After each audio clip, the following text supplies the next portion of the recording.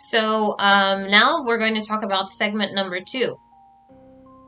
So in the previous video, I talked about data analysis and how you can capture a data analysis segment of the US market.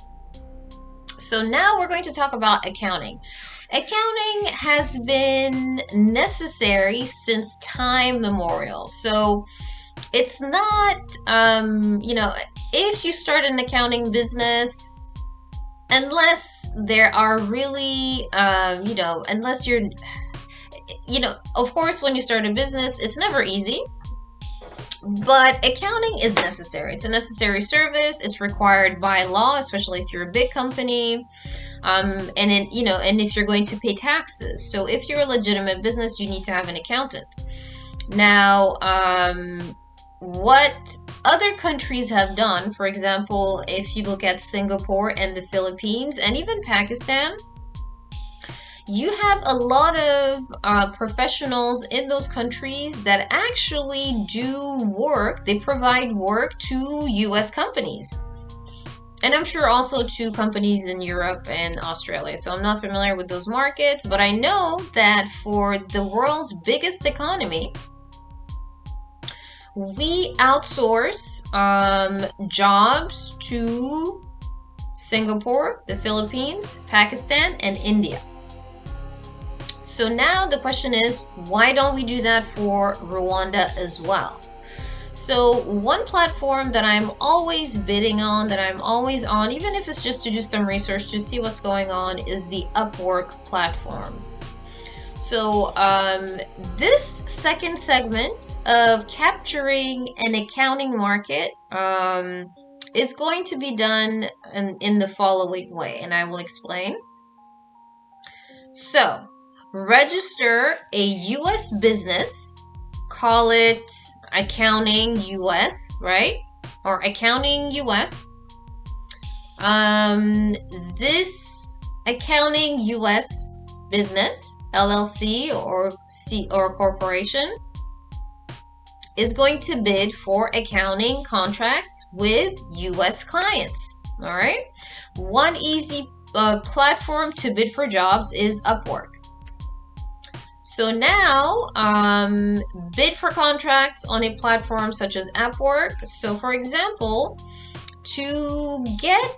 most accounting contracts, if you have, especially in the freelancing world, most accounting contracts for small businesses are about, they range between 500 and 1,000 USD. So between 500,000 and 1 million Rwandan francs. And this is if a business hires a freelancer or an accounting business. So for them to hire an employee, the costs are much higher. Minimum cost to have an in-house accountant is 2 million Rwandan francs, 2,000 USD. So they want to hire a freelancer. Which is great. So now, because of the environment and because of what has occurred over the past couple of years, a lot of work is done remotely. Accounting is one of those professions that has benefited from this because as long as you have the software, the electronics, you can do accounting for a company anywhere in the world.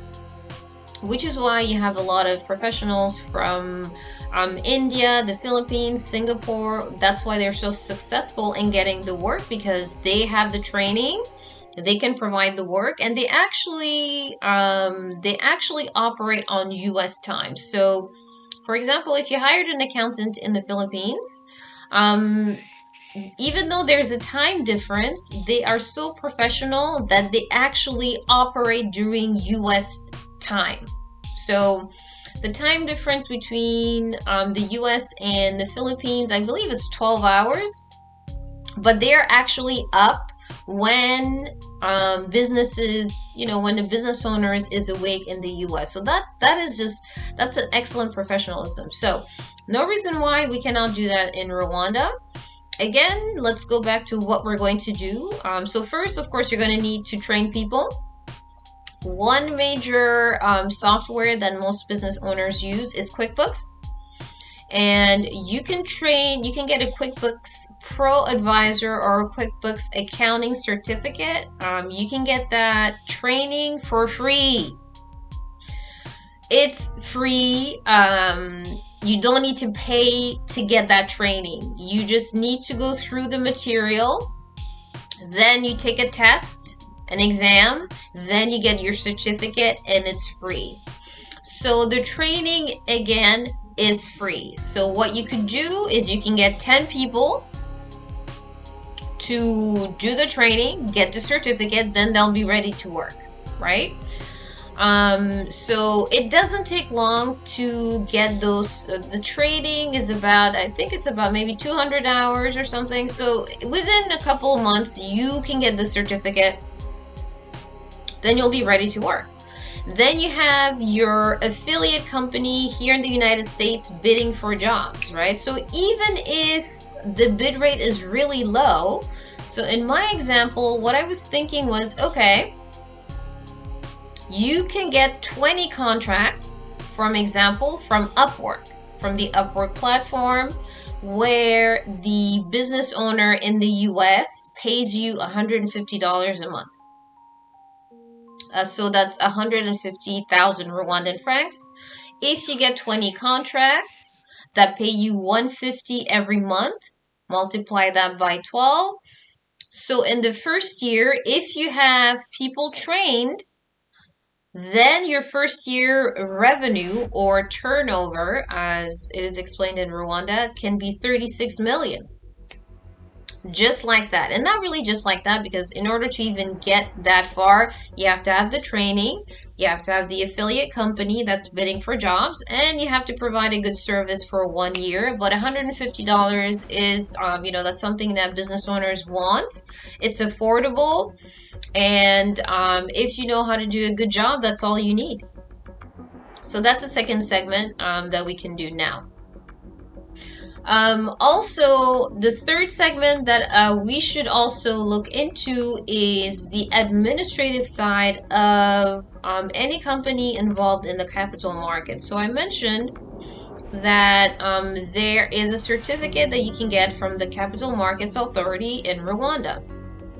In order for you to get that certificate, you have to take 2 exams, part 1 and part 2. Rwanda has an agreement where if you are located in Rwanda, you only pay 50% of the cost of taking the exam. You have a 50% discount. So what you can do is take the exam, then you get the certificate. In terms of study hours and how long it will take for you to take this exam, it shouldn't take you more than 3 months. Or maybe, if you're really busy, let's say 6 months, but that's even too long. But within 6 months, you can have that certificate. Now, what are you going to do with the certificate? So this is what you're going to do. Because you will have that certificate, the next step would be to get a license from the Capital Markets Authority. The licenses that you can get a broker license, you can get an investor advisor license, and many other licenses there. So get a license. Now you have the license, what's next? So that is the preparation side. Now, at some point in time, sooner rather than later, there are going to be more companies that are registering with the Kigali International Financial Center, and also more companies that are going to be listed on Rwanda Stock Exchange. So this is a waiting game, really. You just have to stand ready to provide whatever service they need. You will be certified, so just be available. So this is something that will happen. Why? Because in the CMA master plan, the goal was to have 35 companies listed by the 10th year anniversary of Rwanda Stock Exchange. So we are running behind, which means that with some marketing, some encouragement, there are going to be more companies that are going to want to be listed on Rwanda Stock Exchange. That's number one. Number two, because of the KIFC, there are going to be more foreign companies that are going to HQ their businesses, their investment funds, their mutual funds, the venture capital firms. So you're going to have a lot of incoming companies, and they will need someone to provide them administrative service. Now, the KIFC is already going to provide that, or I believe that they have professionals on staff that can help them. But, you know, most companies, at some point, they want to have their in-house person, and you can be right there to say, I'm ready. So, even if we're being really, really conservative, right? We're really conservative. Let's say that within the next 3 years, nothing happens. So no company comes in, or two, you know, not enough companies come in. I am willing to bet with you that if you keep up your marketing campaign, you keep touting that Rwanda is open for business, which is what Rwanda is doing, then it is safe to say that within the next 3 years, you will be able to get a contract from an incoming company, where you can provide administrative support. 3 years, you can do it. So because those are going to be foreign companies coming in, for you to provide this administration within your legal, your license expertise, I don't think that it's conservative. It's not, I think that 20,000 USD to administer an incoming mutual fund or venture capital firm or what have you, $20,000 a year is not outrageous. I think it's a number that is achievable.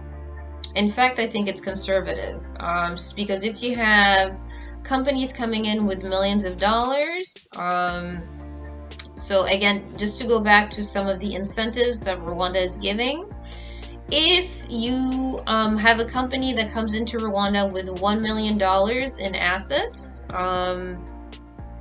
spending $20,000 to have an in-house administrator is nothing. So that's a contract that you can absolutely get once every 3 years, which is still very conservative. I think we can get that contract. We can get one contract every year at least, if you have your marketing campaign on point. So those are 3 segments that I wanted to talk about. So we talked about data analysis, accounting, and CMA administration. The training involved for all those 3 segments, in terms of data analysis, get a Google certificate. Accounting training is free, right? If you want to provide QuickBooks accounting, QuickBooks training is free. CMA certification, your cost of training, you get a 50% discount. Now, all of these segments are profitable. I will attach a spreadsheet to show you how profitable they can be. So now that we have those 3 segments, what I'm going to do, I am going to break this video up again. I don't want to go over 15 minutes, but the next video is going to be about how all of these 3 segments within a conglomerate company, right, within a parent company, can be profitable. What is going to be the valuation of that company? What is going to be the process, and what is going to be the profit from an investor standpoint. So thank you for watching this video, and we have one last video coming up. Thank you for watching, and see you in a minute.